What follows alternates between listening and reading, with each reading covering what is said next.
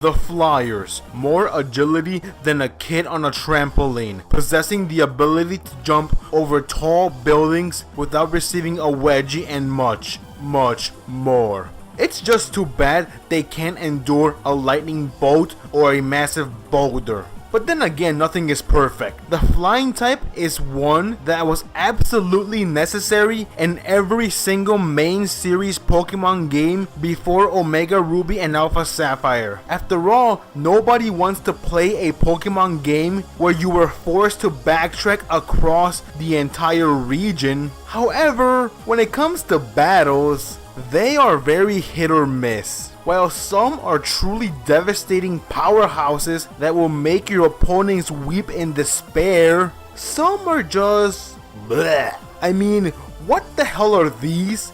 Useless filth. However, out of the numerous of dull, uninspiring birds that soar the never-ending skies, 5 roam them as the elites. The following are my top 5 favorite flying type Pokemon.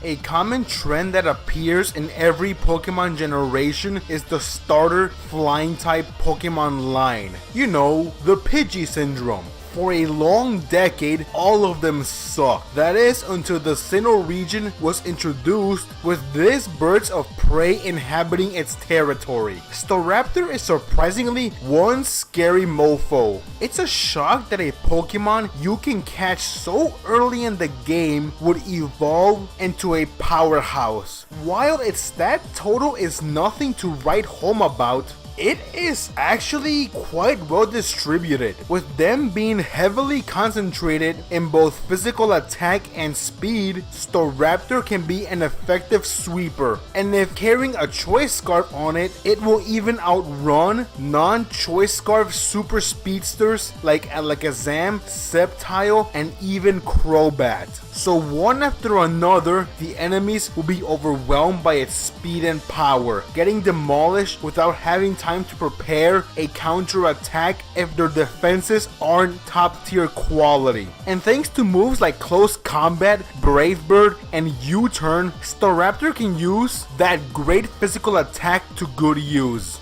Using this Pokemon competitively is pretty decent, but the place where it shines the brightest is in the Sinnoh-based games Diamond, Pearl, and Platinum, where if the player is smart enough to catch a Starly as they leave Twin Leaf Town, they will be rewarded with a bird Pokemon who can do much more than fly around the region. No longer will they have to force you to occupy a slot on a useless Pokemon, for Staraptor can use its almighty speed and strength alongside some lethal tools to help Dawn become the Sinnoh League champion.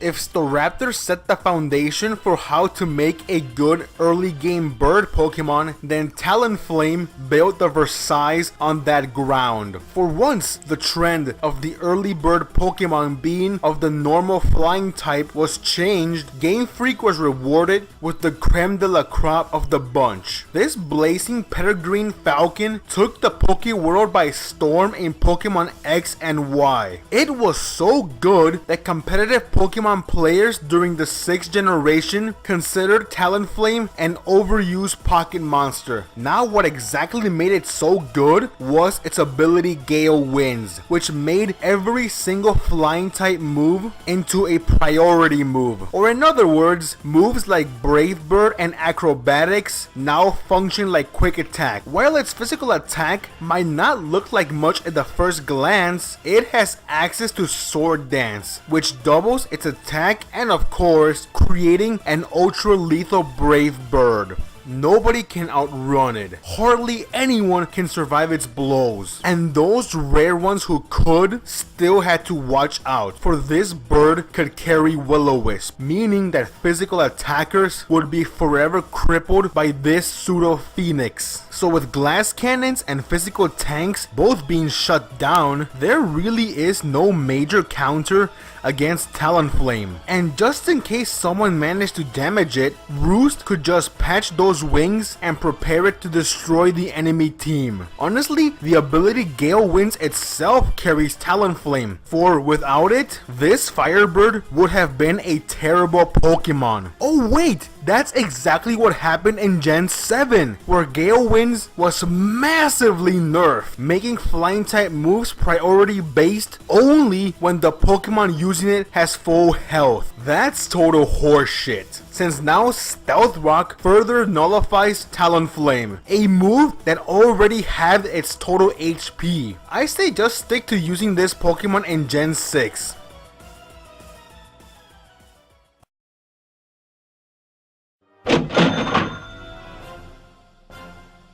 A salamander dragon that terrorizes the Poke Planet is the perfect description for one of Generation 3's pseudo-legendary Pokemon. Since its inception, Salamence was a force to be reckoned with, possessing some superb physical attack, special attack, and speed, making it a very dangerous mixed sweeper. Most people would consider it more of a dragon type than a flying type, but my upcoming top 5 dragon type Pokemon was already set without it, so I thought it should at least be mentioned in this video, since, well, it is an incredible Pokemon. Its ability to mix sweep on top of the dragon type stab, it is capable to demolish all non-steel and fairy type Pokemon in existence with just Outrage and Draco Meteor. Add Dragon Dance and Fire Blast to its arsenal, and now speedy Pokemon and steel types will kneel down to Salamence's oversized feet.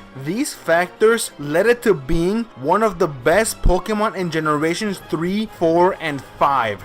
But everything changed when the Fairy type attacked. Only a Mega Stone, master of making Pokemon broken, could help Salamence. But when the Pokemon needed it most, it vanished. Oh wait, it didn't! Salamence got one in Omega Ruby and Alpha Sapphire, and it made it insanely strong, for now it is faster, stronger, and sturdier, making it harder to kill and much easier for Salamence to kill others. Its ability of Aerialate will turn all normal type attacks into flying type moves with a total damage increase by 20%.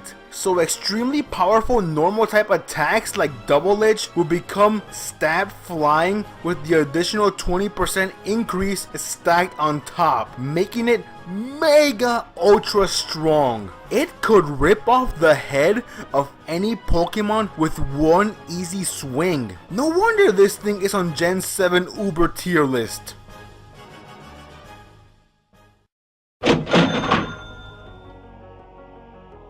Gliscor is one badass looking son of a gun. A large scorpion bat with destructive looking claws and devastating tail. Man, just looking at it gives off a don't fuck with me vibe. And the best part is, it consists of both bark and bite. At a glance, none of its stats outside physical defense seem good, but take into consideration abilities and certain moves, and you will notice that it is one hell of a Pokemon. Quite possibly the best thing about Gliscor is its versatility. It can function well as a lead, a wall/stall breaker, and even a defensive tank. Wanted to lead the team, setting up Stealth Rock and retreat with U-turn? Very possible. Want to buff up with Swords Dance and proceed to destroy with Earthquake, Night Slash, Stone Edge, X-Scissor, and or Sky Uppercut? That's right,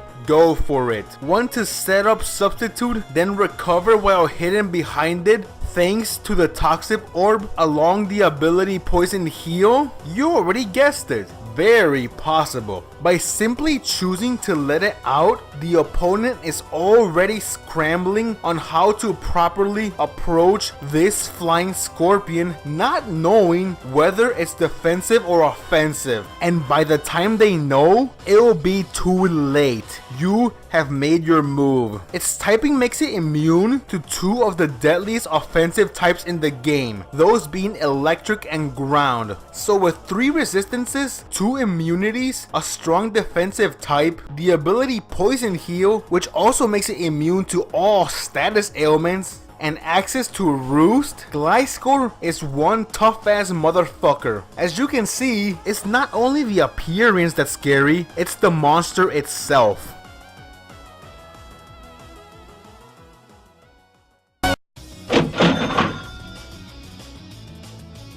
A sturdy metal bird is a phrase that describes airplanes and also Skarmory. From the very beginning, I had no doubt in my mind that Skarmory is the single greatest flying type Pokemon out there. If you thought that Gliscor was a good flying physical wall, then let me inform you that Skarmory is basically Gliscor on steroids. First, I want to talk about its design because damn, this thing looks incredible. It looks like someone took giant blocks of steel, then molded and structured them to the shape of a giant condor. This type of masterpiece belongs in a museum. Now, in terms of strength as a Pokemon, Skarmory is also masterfully crafted, working as a fantastic physical wall. An extremely high defense stacked on a dual type that grants it 2 immunities, 8 resistances, and only 2 weaknesses, in addition to access to Roost, all imply that trying to kill this thing with physical attacks is like trying to demolish a castle with your bare hands. On the offense, Skarmory is best used for setting up spikes and or Stealth Rock to create an entry hazard for the opponent and defog to keep your team safe from entry hazards. If given Roost alongside its already phenomenal survivability, Skarmory will be here to stay, constantly switching into defog and spike the territory. They chip away at your damage after a few turns. Just roost it up and rub it in their face that all that effort was for nothing. If you think that strategy is too cruel, then let's be more evil. Make Skarmory learn Whirlwind and watch the blood splattered all over the floor as each passing Pokemon enters and is immediately blown away, only leaving behind bloody prints on the spikes. Over and over, they will scream in agony as the wounds deepen and deepen as they watch this metal bird standing tall over their crippling bodies, knowing that there is no stopping Skarmory. Unless Magnezone shows up. Then